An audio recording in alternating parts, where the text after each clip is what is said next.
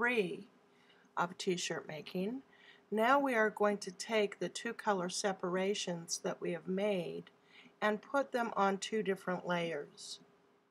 To put them on two different layers, we need to duplicate the layers and make sure there's two layers, and do not have any locked layers. Name one red, or whatever color you're going to cut them into, and I'm naming the other one black.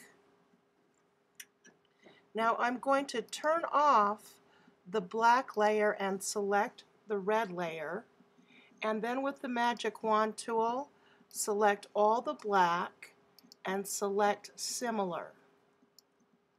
When I hit the delete key, all the black should go away. Now you'll notice that some of the black did not go away in these areas through here. So I'm going to select those individually by holding down the Shift key.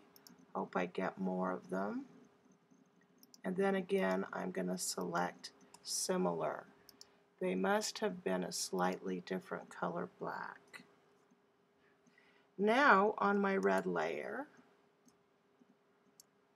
I only have red. Now I'm going to go to my black layer and select the red and do the same thing. So I only want black on my black layer, so I'm selecting the red, then I go select similar and hit the delete key. Now I made a mistake because I wasn't on my black layer. So that's one of the most common mistakes we make, is we have one selected and the other turned off. So I'm going to again select similar, hit the delete key, and again there's a few pieces that I missed because they were a slightly different color red.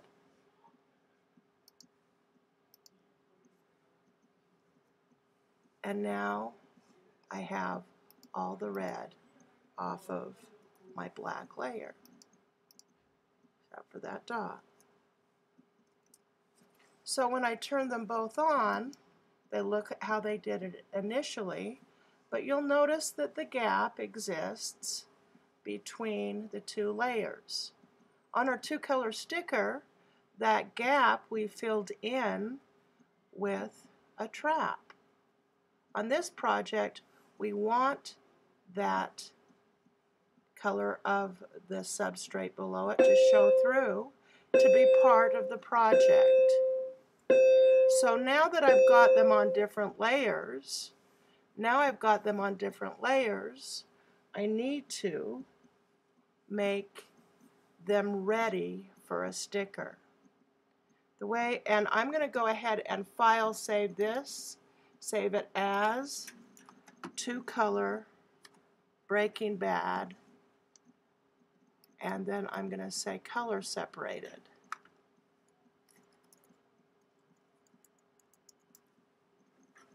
Next, I'm just going to fill all the black in on the red layer. That's necessary so the vinyl cutter can recognize it as a vector graphic.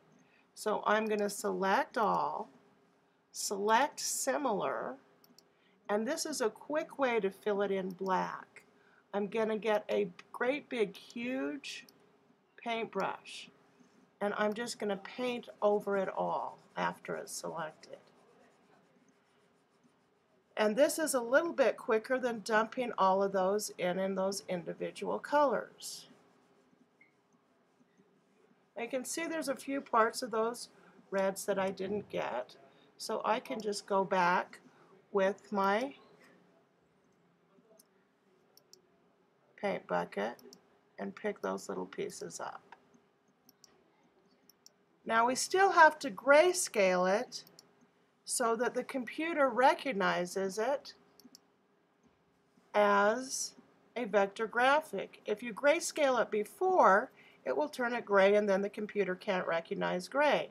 But if you grayscale it after you've made it black and don't merge and discard all the color, now the vector cutting machine will not go looking for that color graphic. So even though it's black and white, it still has to be grayscaled. The next section will show you how to save two separate documents before you cut.